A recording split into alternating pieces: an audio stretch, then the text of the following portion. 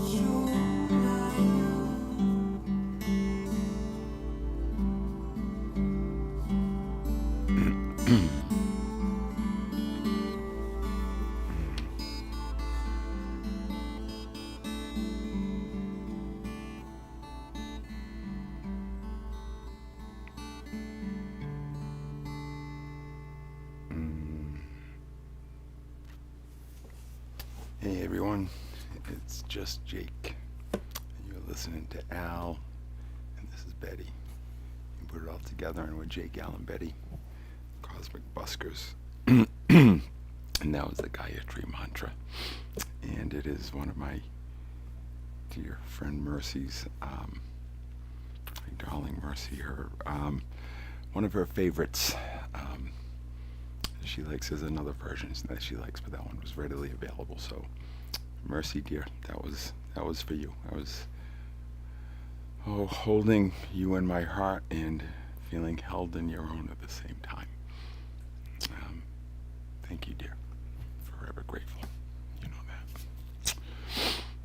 that.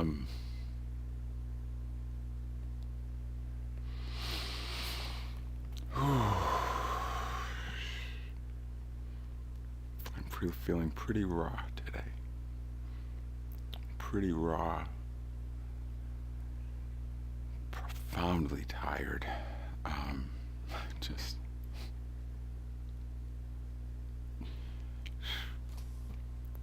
yeah. This is a hard road. This is a hard road.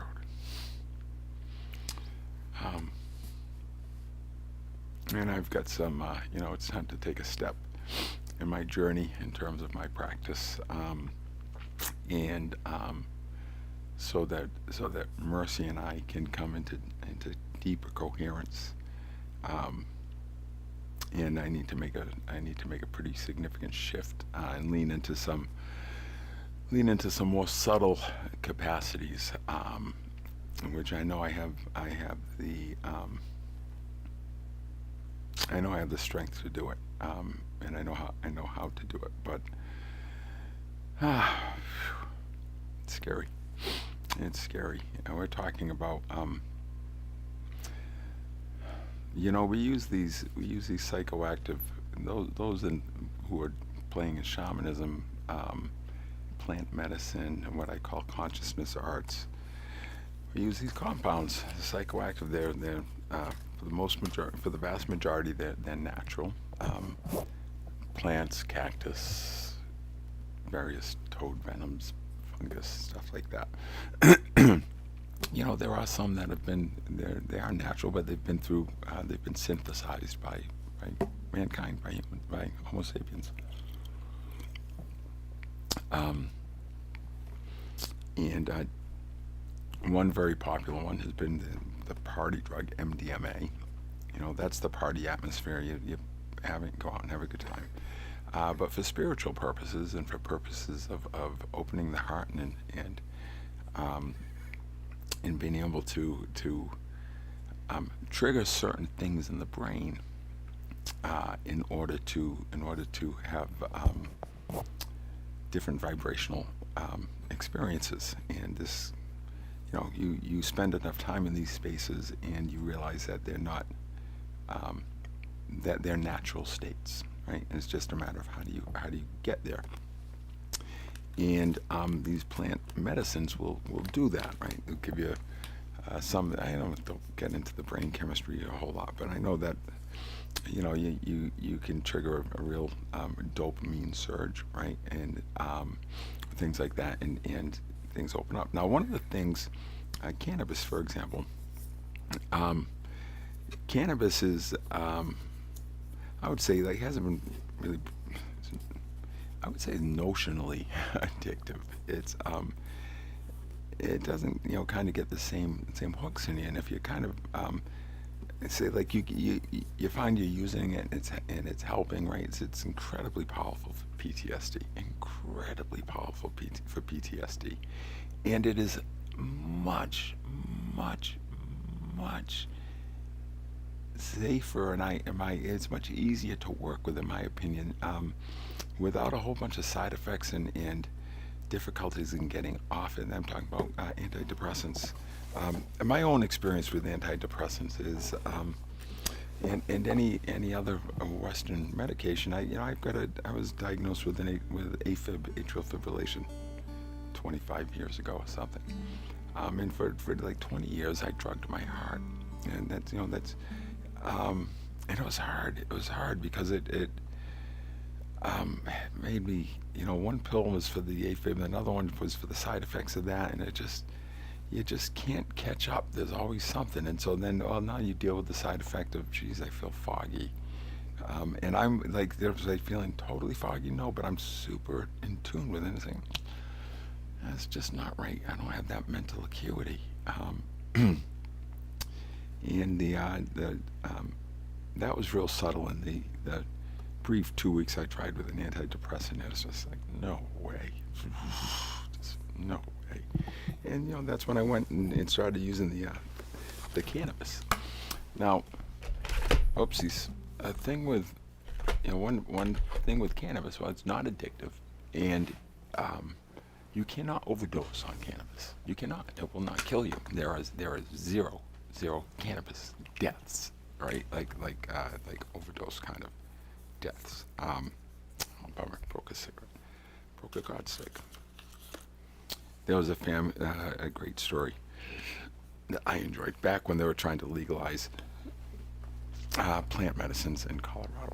There was a big push, and there was one particular guy who, I guess he had his brew pubs and so forth. You don't want people to, he liked people to keep drinking his beer instead of using some cannabis. I don't know what his motives were, but he was basically saying, cannabis bad, beer better.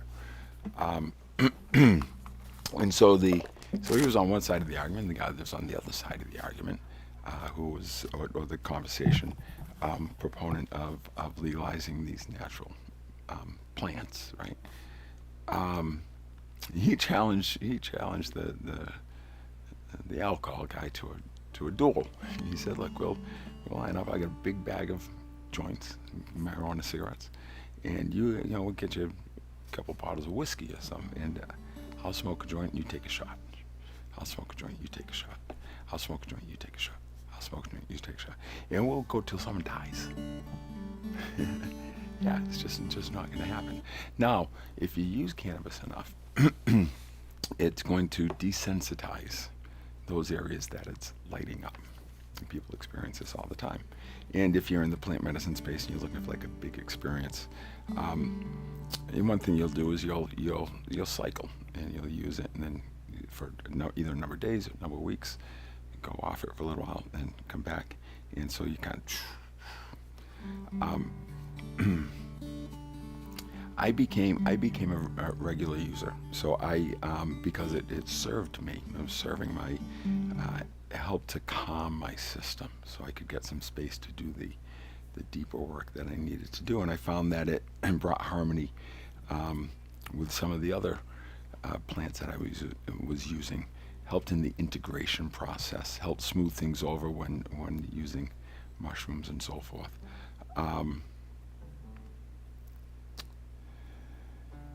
But the side effect is getting that big experience. What I found though, so there are those in these practices that a little bit anxious. They use little bits early on, and so I mean everyone has their own kind of approach, and you got to kind of work through some fear, because it's going to bring you into the dark stuff, the stuff you do not want to face. If you're avoiding it and ignoring it, it's going to or if you have an intention of like, hey, I want to go there. And I always, whenever I drank the medicines, been the most powerful medicines, I never set an intention of, hey, nice and beautiful. I mean, I wanted it nice and beautiful, but I had work to do, and I was suffering. And so I said, every time, my intention was, whatever's next, please don't hold back. And she never did. Wow. It's like 50 bad trips. Going into my worst nightmares, and trying to understand what those were.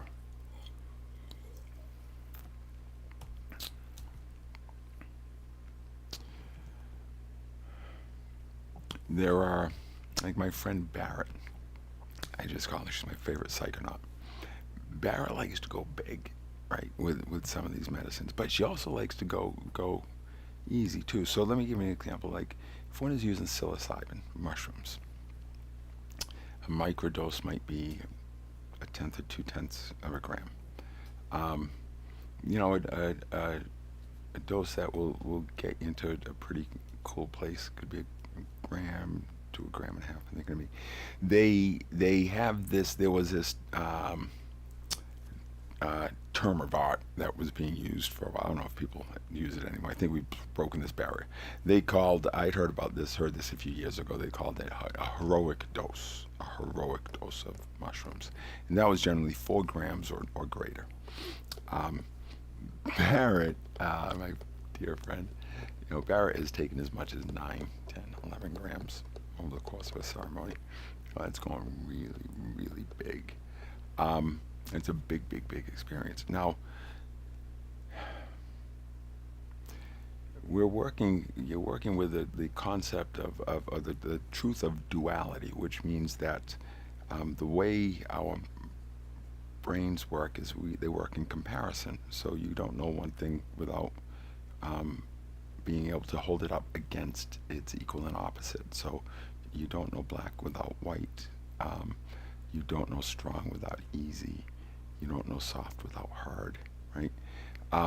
And so it is a truth when you live in a what they call that a duality, a dual world.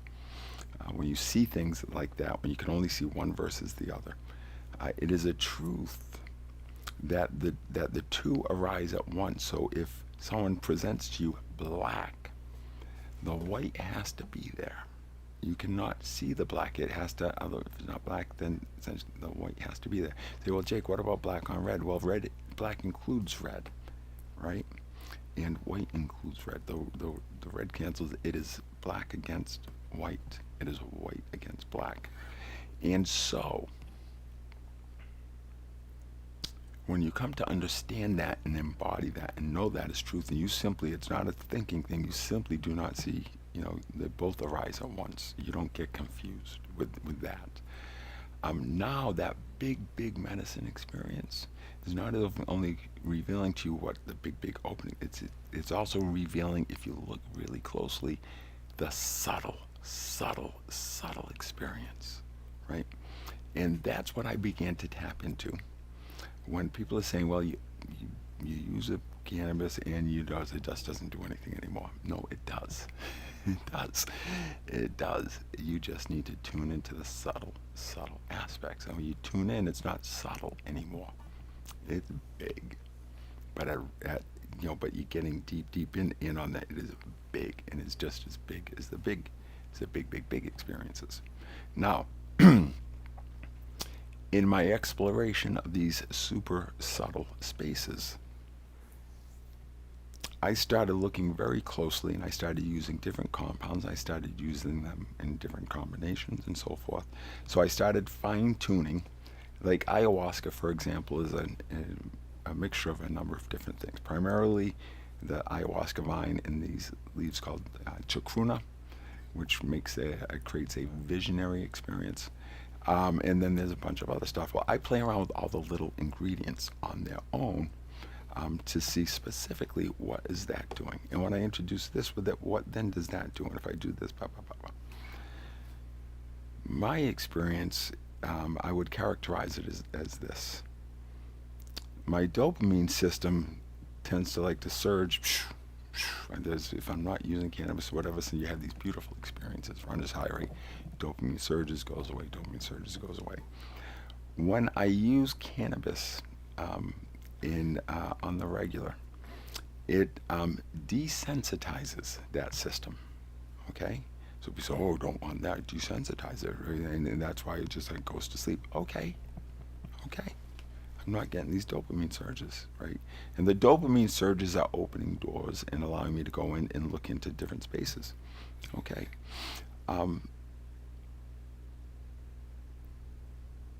I found that I was able to get into those same very spaces without the surge of dopamine. So the dopamine opens that door for sure. But I'm now getting in there without a huge surge of dopamine or whatever. Perhaps there are other ways of getting in there. Okay. So now let's start looking at that. Now, when I notice how I make that transition from one state to another, what that path is like, and I start paying real clear, close attention to what that stage is like when I'm going through what they call the onset period. That's where things get like the rock when you're shifting from one state to another. You got to navigate that. Sometimes like I generally asking the medicine stronger, please. I got to break through the atmosphere, which is a counterintuitive thing. You want to do no, stronger, stronger, because I got to break through. You always go into. There's no going back. You try to go back, it's going to be a bad trip. You're just going to get stuck there, and it's like, yeah, not going to work. I've tried. I've tried. Um, so I started as I look and fine detail of how I'm navigating this transition, how I'm getting from A to B, and I start navigating and paying attention in different when I'm in different places, how I get in there. I'm starting to say, oh, look at that, see that, it kind of goes into, huh. Now I'm also paying very close attention when I eat a piece of chocolate, for real, or if I'm eating, when I suddenly I put something more substantial in my belly, like I just had a bowl of soup, and that's doing something. I said, that's doing something. That looks a lot like that other thing. Huh. And so I start now playing and noticing what's my body calling for? What am I about to do? What is it trying to with these foods? Where is it trying to orient itself? What's going on? So it's just a process of paying attention and listening to the body. For me, paying attention, listening to the body, and reading, kind of noticing what's going on. And so I'm in a place now. Mercy's doing some really deep healing, and taking some things out of me that is just, oh my god, it fucking hurts when it's coming out, man. It's just watch that. I just put it up. There's a long one. It's 3 hours. There's another two-part Mercy Me, part one and part two. Laid down yesterday. It was spontaneous, and it wasn't a go live. Man, I almost want to say don't look at it, because you're gonna hear some horrific screaming, absolutely horrific. I can't explain it. I don't know. I do know, but man, I don't. Yeah, it was the most beautiful and heartbreaking and painful and necessary. I don't want to be pouring fire. I don't. I do not. But man, I need some support. I don't know. Yeah, I'm frazzled with the pressure I'm getting from my environment, and having lost everything and scrambling to try to have a support network in place, and just it's scary. It's just scary. So, and this stuff has to get out, and those who have been on the receiving end of some of this stuff, hey, I don't know. I wish it. I do wish it didn't have to be this way. I really do. And this is not comfortable for me at all. It is not. And I'm not doing it. It's one of these things. Look at it. I had no place to turn but God, and I had to surrender. And you do that, and something takes you over. It led a man to hand himself over to the Romans to be crucified. Something takes you over.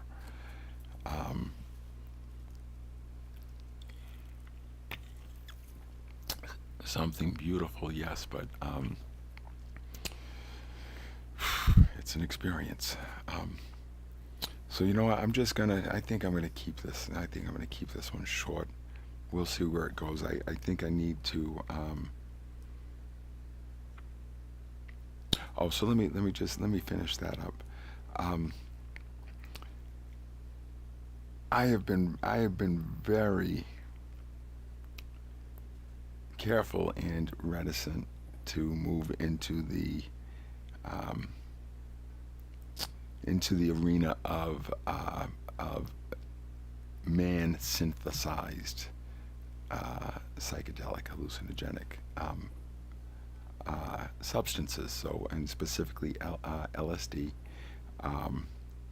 MDMA, uh, and ketamine. I hadn't even like looked or considered any of that, and I never saw any of those drugs. I never saw them.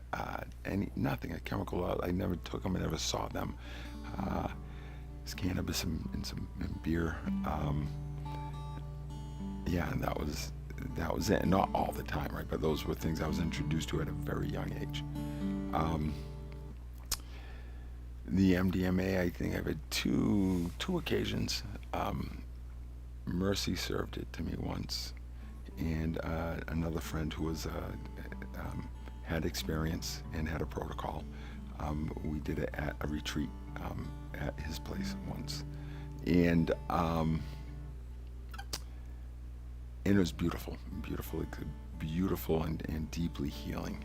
Um, it's a very different experience. And MDMA is used in a clinical setting now, and for um, very, very cool thing. Do some couples therapy with that. Powerful, because it's an empathogen. It opens the heart, and it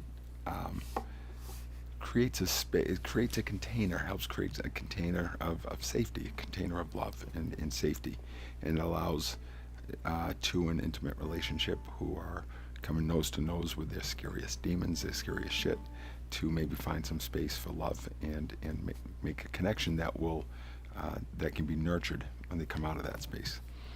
Um, the other chemical synthesized compound that I have actually a lot of experience with now is ketamine, right? And there's a lot of talk about ketamine and ketamine clinics. Ketamine is an anesthetic, um, and was introduced to that and initiated into that by my dear friend Barrett. She put the K in Jake back in I know what was that, Barrett, October, November, something like that.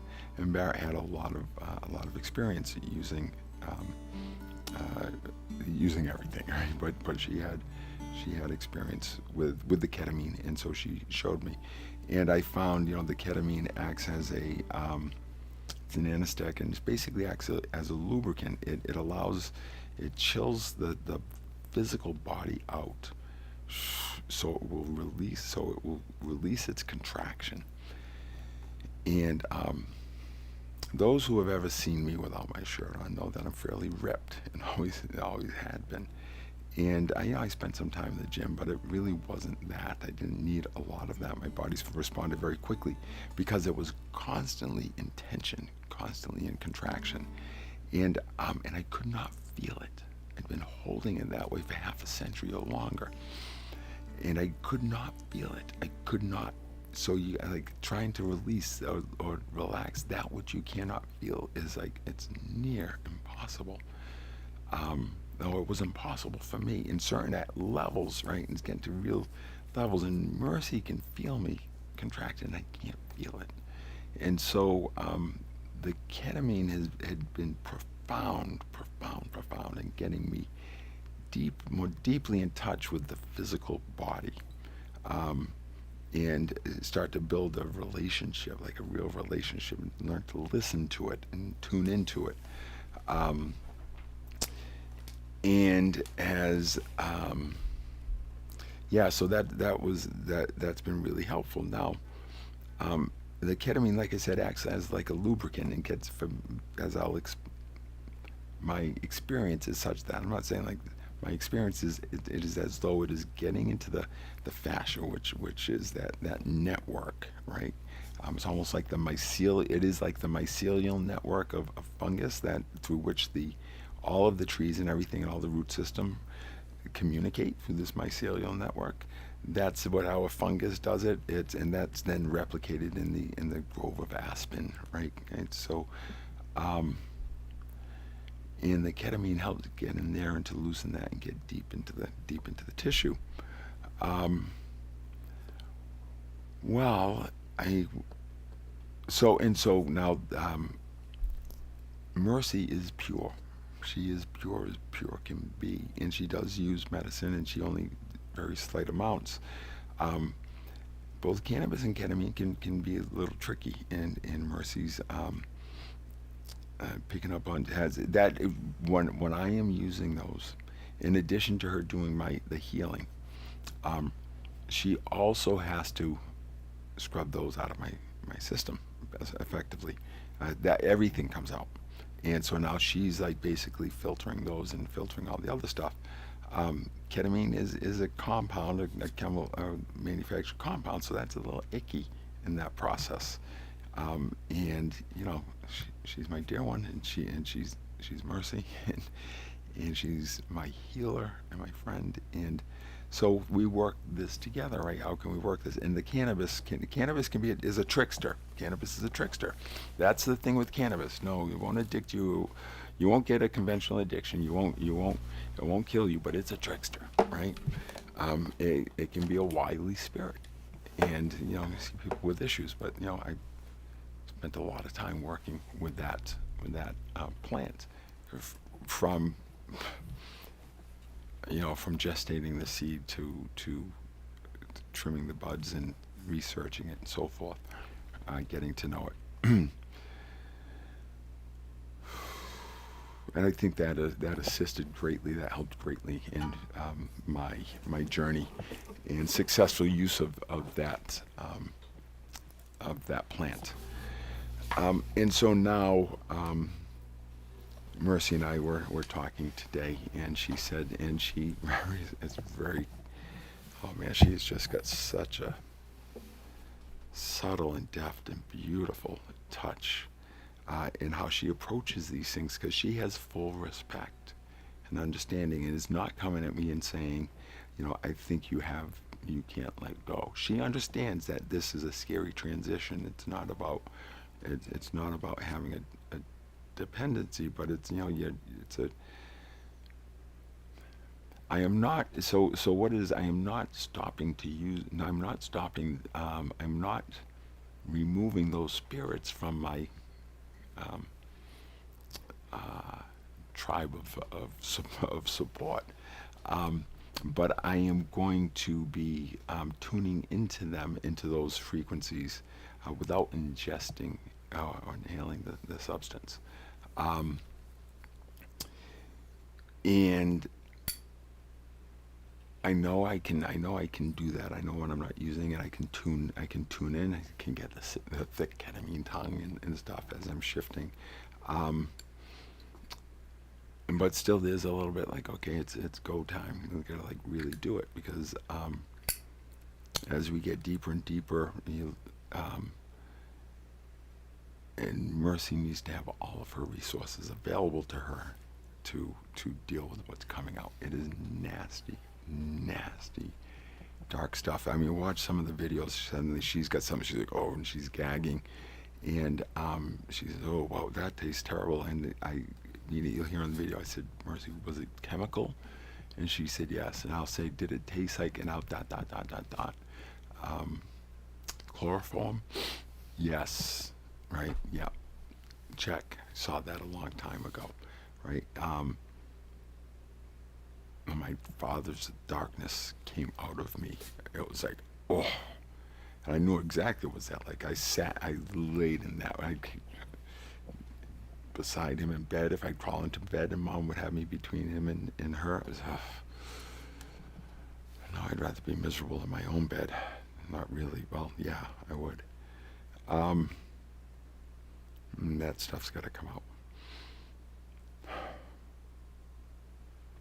And so I was pondering this, and I was recognizing that as the effect of the ketamine, as I experience it in my system, I realized it was the same thing. It was the same. It was that. No, it wasn't the same thing.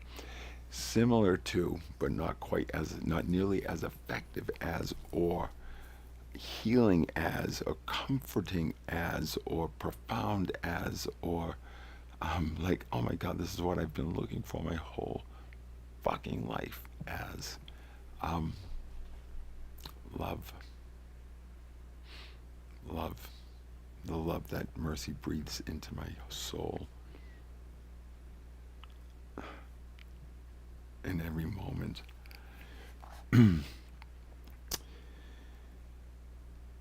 And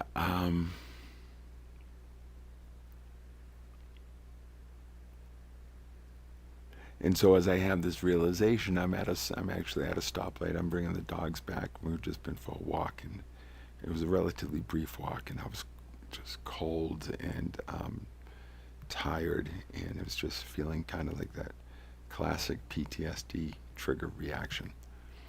Um,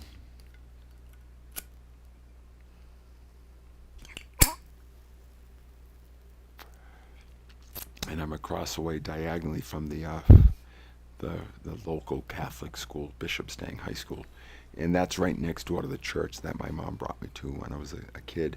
And it's the high school my son Sam tried to go to, but it was not a good fit. He then tried to go to Providence College, and again, not a good fit. So I don't think the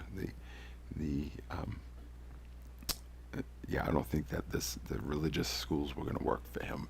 He's uh, far too independent a thinker.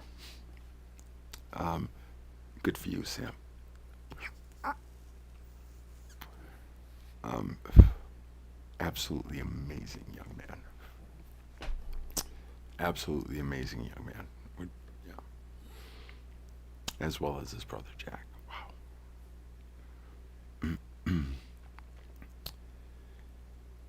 And so I'm looking, and they've got a little electronic billboard there, and they've got their messages, and all of a sudden it comes up, and they've got a spiritual message, and it was a chapter and verse from the Bible, 1 Corinthians, I think it was 16:14. Um, do everything with love. Do everything with love. And that sounded like step 2 of put love in your heart and do what you want to do. Okay, you've got that down. Now do all of that with the love that's in your heart.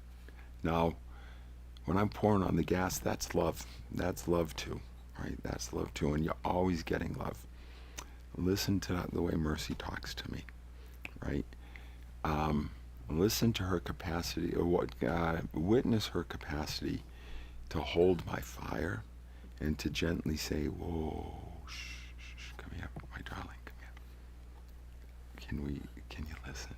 Or, you'll hear say, "Okay, slow down. I'm getting." So I'm like dragging her along, right? And she's dragging the horse, so she's saying, let's slow those ponies down a little bit. And when I hear that from her, when I see and feel that, when we feel that the impact that we're having is stressing her system, and she's allowing and everything, it is just, there is something there, that allowance allows me to find my gentle nature. That's where you're allowing me to find that gentle nature. So if we can allow for the big expression, in the duality, if you can allow for the super big expression, I've got the equal and opposite, right? And I am begging Mercy, now that I have, to gentle me, please. Gentle my spirit, please. It is just, I describe Sharon as yeah, that's me too. I just kind of kept it contained, right? But inside, because I don't want to, believe it or not, I'm trying not to splash it on all you guys. Now I'm just pouring it on, because when I wasn't doing it, I was being blamed for it. And that shit's just got to come out, guys. There ain't no two flipping ways about it. It has to come out, or I don't exist. And I can't do it any other way. So, bear with me. Wait till something more gentle comes out. Maybe this will be. I hope this is more to people's. I hope this is more effective. Let's put it that way. And you'll hear Mercy say, as she points out with me, right? You don't see her putting the fire on me. Thank goodness. Thank you, Mercy. I've had enough of the fire. Some haven't. I've had enough of the fire.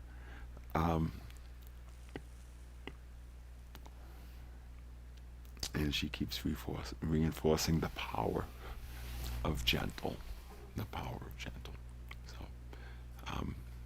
maybe we'll play just a couple of songs, and again, bear with me because I want to try to maintain this gentle demeanor here. And so I'm going to put on something that I'm going to put on something here that will resonate. And I don't know if it's your jam. I call it my schmaltz playlist, and yeah, get some Barry Manilow and some what do we got? Sills and Crofts and the Carpenters and stuff. Maybe just some nice cheese, nice cheese. Let's play a few of these and then we'll pop right off.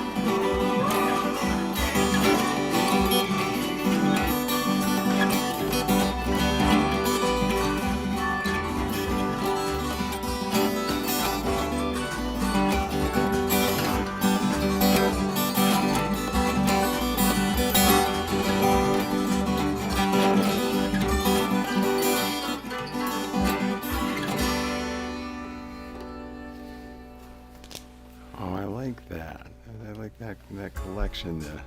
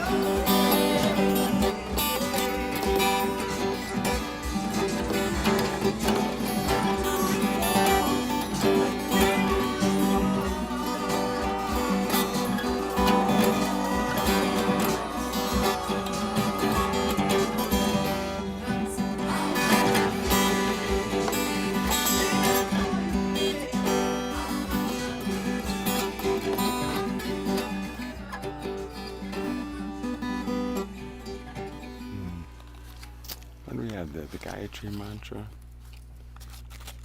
She can do magic. Dance with me.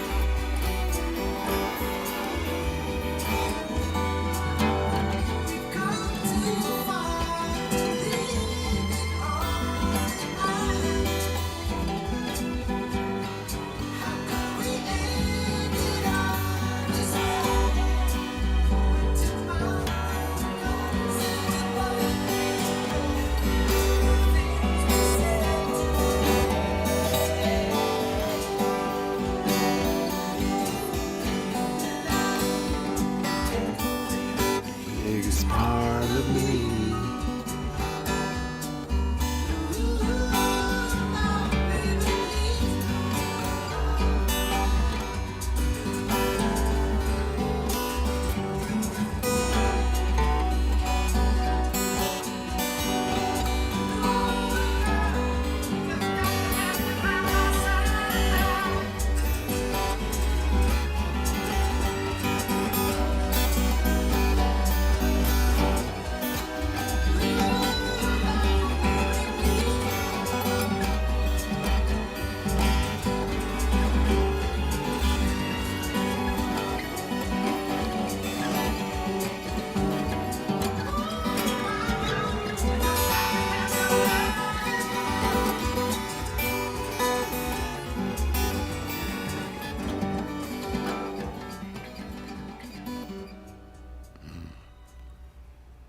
Chicago, if you leave me now, you take away the day. You seen this movie, Song Sung Blue? It's good.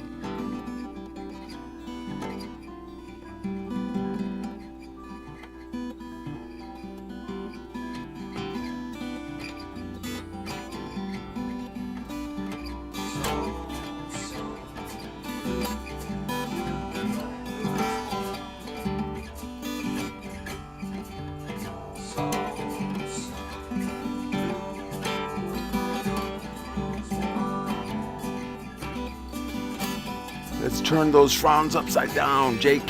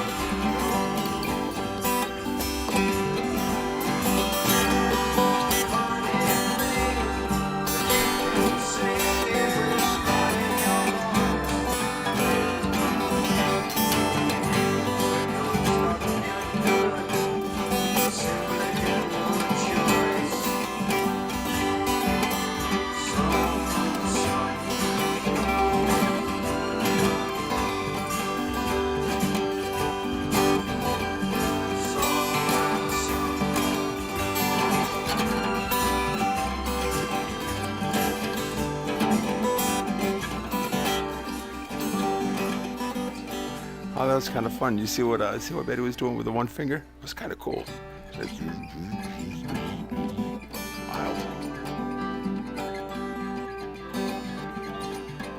Here we go, Mercy.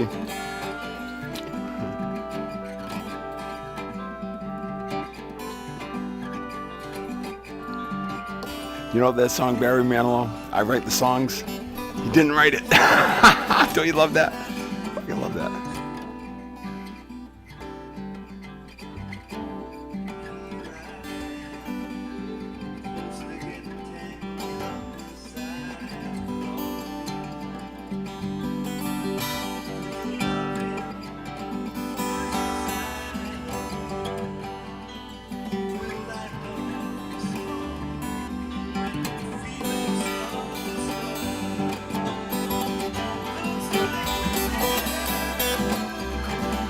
looks like tomatoes.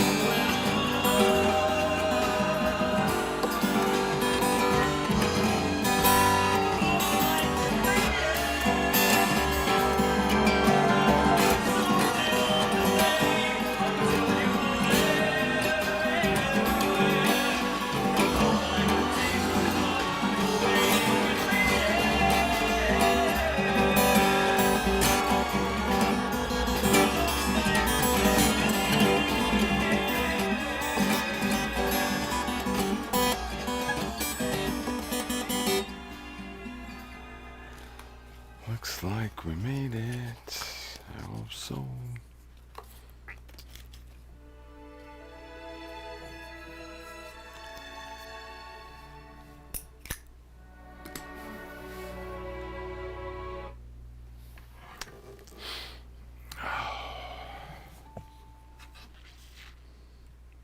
I think that's good for now.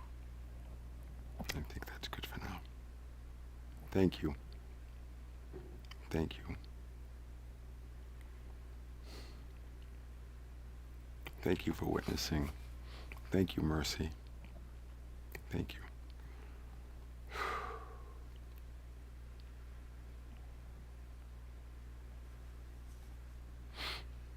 Yeah. I'm just Jake. And this is Al. This is Betty. This is one aspect of God. These are all aspects of God.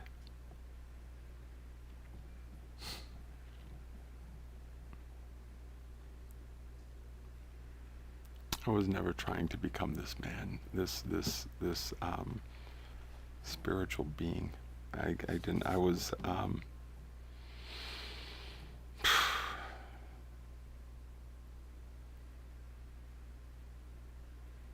just a man in unfathomable pain, looking not just for an escape, but I was not looking to escape it.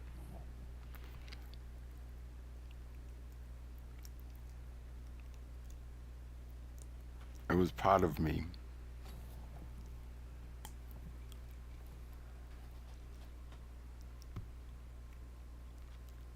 And I've been intent on knowing all of me.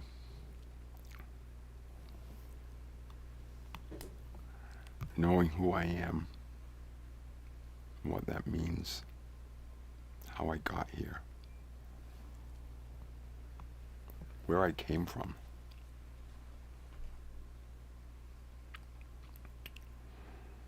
what happened in between.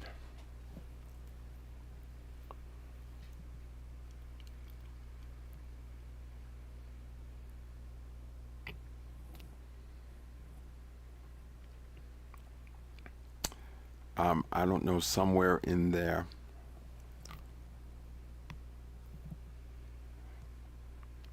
somewhere in there,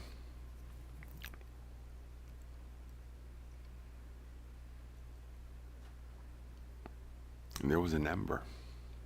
There was an ember. You know, I've had something inside of me my whole life. It's kind of an expectation. Just as something was going to happen. Something was going to happen, and it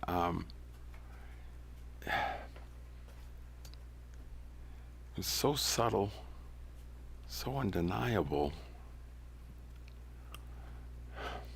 so constant and so persistent. And despite the fact I couldn't really see it, I had a sense that it burned. It was bright, and it felt so bright. I'd kind of been looking at the world saying, do you see it? Do you see it? There's something I'm going to do. Do you see it? It felt pure and innocent.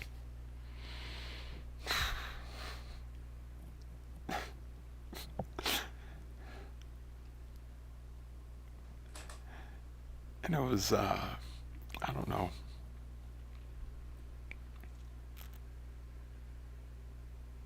Maybe that's what's always been burning and driving me and just keeping me going. Maybe it was just that spark, you know?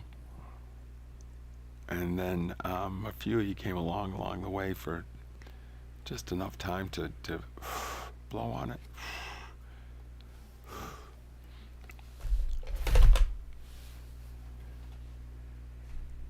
Helped that guy named John, JB, Johnny B, Bennett. Just helped him keep going.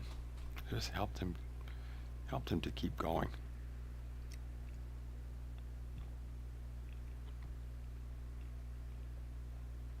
You know, I gotta say, I've said it a couple times, but I'm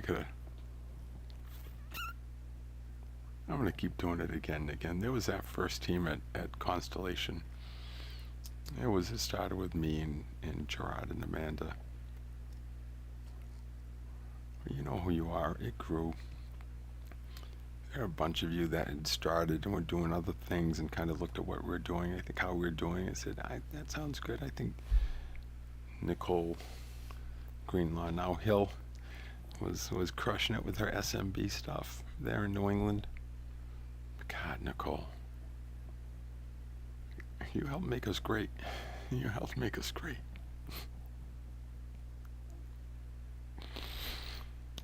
But you know, like I said, you guys all, you helped me to find faith in myself. And I think that's what it was you planted, you know, that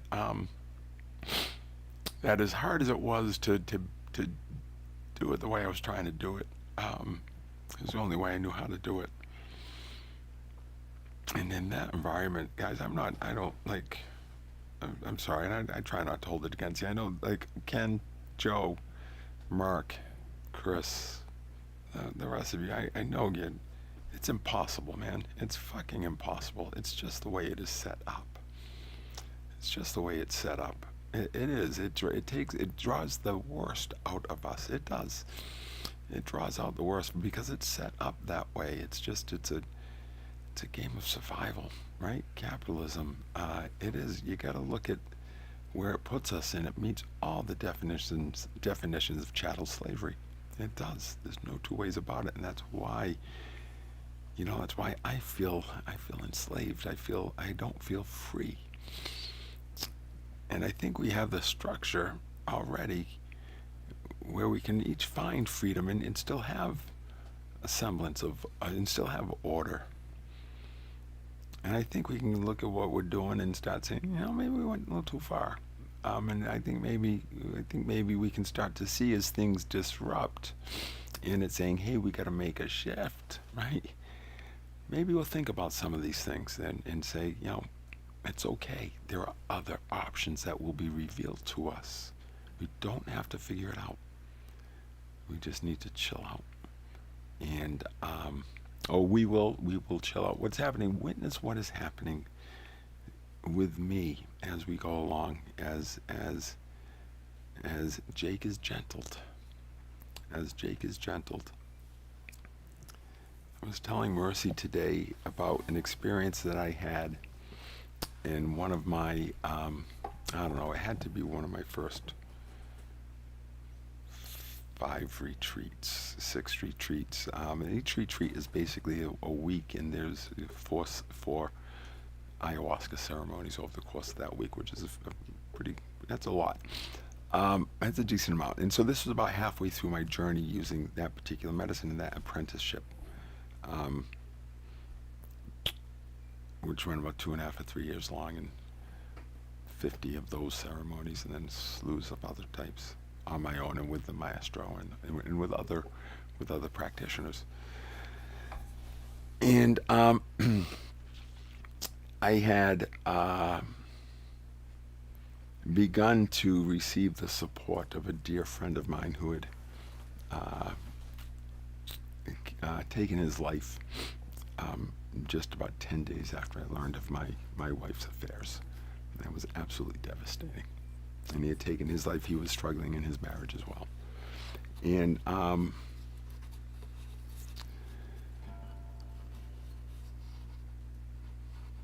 Joe had been had come in, and at some critical times on my journey, I felt his presence, and I felt him urging me and cheering me on, and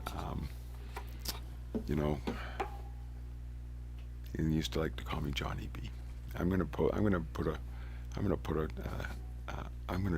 do a reading, something I wrote on in memory of my friend, Joe Arena. I love you, Joe. He had the most amazing shock of red hair.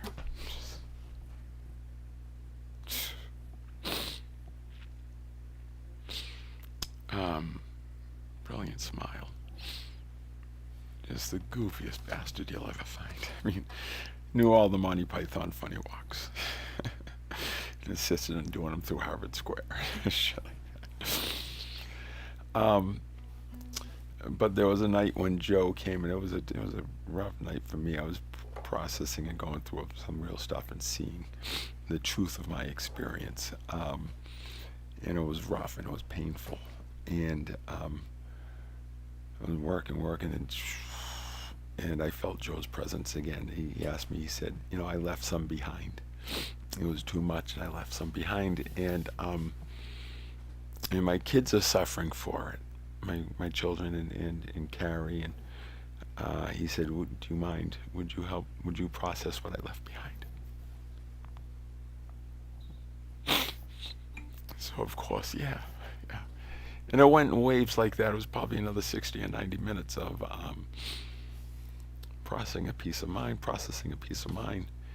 and it was, wow, pure suffering. And then processing a piece of his, and I didn't have the same personal and emotional attachment to his. It mattered, but I didn't have that clinging. And I started to notice the difference between when it was mine and I was clinging to it, when it was his, and it was just the pure pain. It just kind of, it went through you. I mean, you felt the pain, but it's different than the suffering. And we went back and forth like that until suddenly it was just still. It seemed that was done. And the whole, what you call the temple space, called the Maloka. It's beautiful. And the whole, there's probably 35 people there. So I can get pretty noisy. And just a stillness came over the entire space. And I lay there comfortably flat on my back. And I began to get a sense of like a sucking. I lay, Franklin, not yet, please. Not yet. I lay there, and there's like this sucking, and suddenly it was like a, and suddenly I was not bound to this physical form, and had the sense of being, and sort of sitting sort of above it, and there was a sense of something else in that space. It was a divine space, and there was a sense of this something else which felt very loving and gentle. It felt open, and when I felt it feeling into this basically what's left, an animal. It's just an animal, just an animal. And this presence kind of looked upon it, or took it in, as one might take in a beloved family pet, a golden retriever that needs a little guidance, needs to be settled down a little bit, and so forth, and so kind of assessing it. And then suddenly it went, and it noticed that this animal, as it was in deep, deep distress, deep, deep distress. And it was like twitching, and right, even though it kind of, there was a sense of stillness when you said, because I was removed from it. And suddenly I was filled with this. It was more than just the sound. It was soothing, and it was just shh, shh, shh,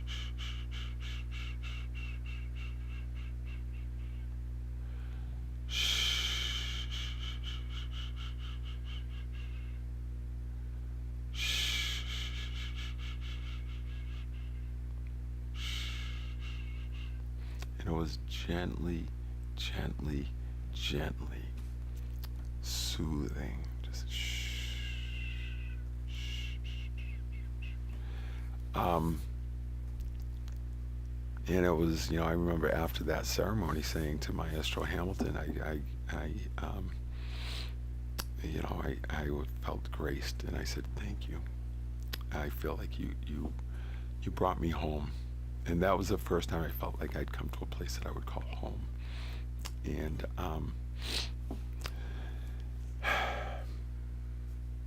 you know,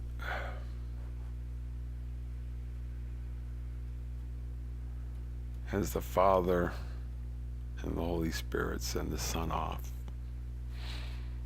I wonder what they say to him as he's heading out. And I wonder, well, what as does a mother and father, what are they likely to say to their children as they head out, say on a Friday night, teenagers in high school. He's heading out to hang out with his buddies from the football team. Teenagers, 16, 17 years old. You know what they're up to, especially when you've had 4 kids. You've got 4 other kids who are considerably older. They've been through it. And I mentioned to one of these, my father's words every time I went out, as I'm heading out. Hey, take it easy, right? Know who you are.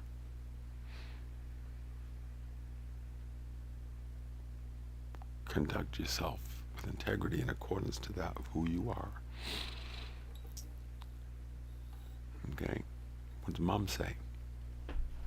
Come home. Come home. Just come home. And so I kind of sense that, as that resonates with me in terms of, as I look at what has guided me, who I have shown up as in this world, and the steps that I took, and they all look consistent with that. They all look consistent with that. So I say, yeah, that feels for me. That's about right. that's getting for me at why are you here? What's going? So what if that's what's in there?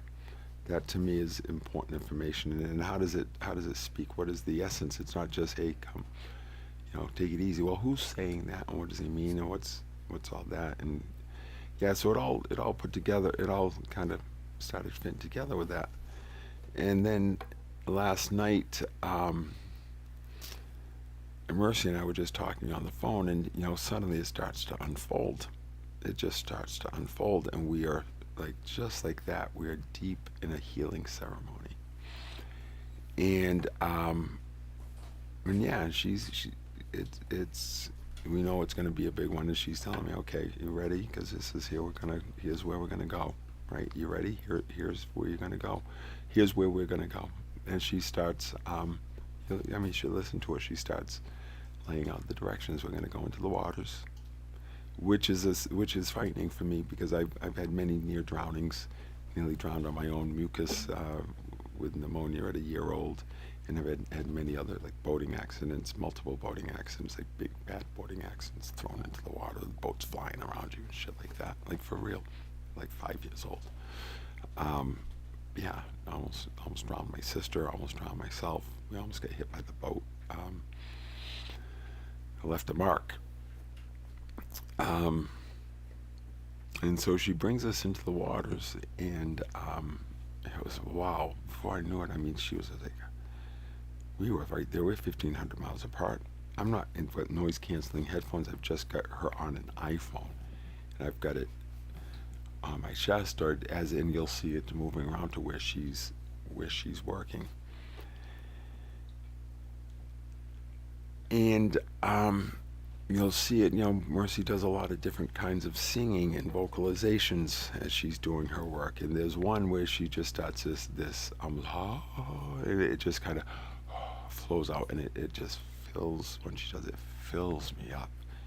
It's so beautiful. But then there's another time when she's singing, and she's singing sort of like these just beautiful little lullabies.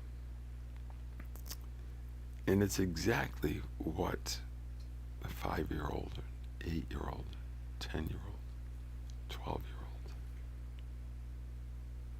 18-year-old, 22-year-old, 34-year-old with children and just doesn't know what's going on with his life and his wife and on and on. It's a music that little boys or little girls of any of those ages, and especially this 60-year-old man, desperately needs to hear and feel and be filled up with. And I saw it immediately. I felt it immediately. I experienced it immediately.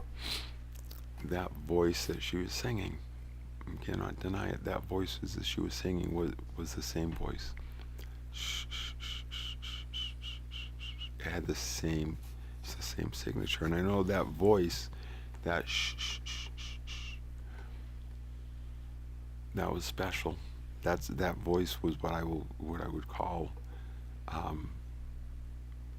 what the Christians what they call that energy signature, that sense, that experience, the Holy Spirit,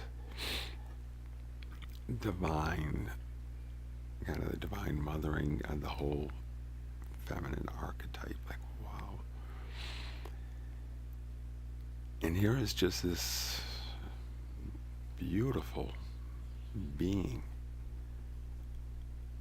pure as pure can be. And she holds the energy. And I honestly, I don't know if this planet has ever been visited by that. I don't know. I don't know. I don't. In this form, I don't know. We are graced, though, to have it here with us now. And so I hope that you're all able to see through this stage of Jake's fiery rhetoric. Witness me as this dear friend of mine who who has my heart in any way she wants it forevermore. And I will be complete. Capital F friendship is, that's it.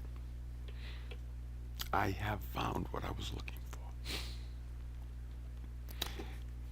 And I know it's the same thing we are all looking for. And so I hope that you find the courage to receive it. I'm just Jake. And thank you. And I look forward to seeing you next time. I can't say it's going to be after dark tonight. It might be undressed tomorrow. But until then,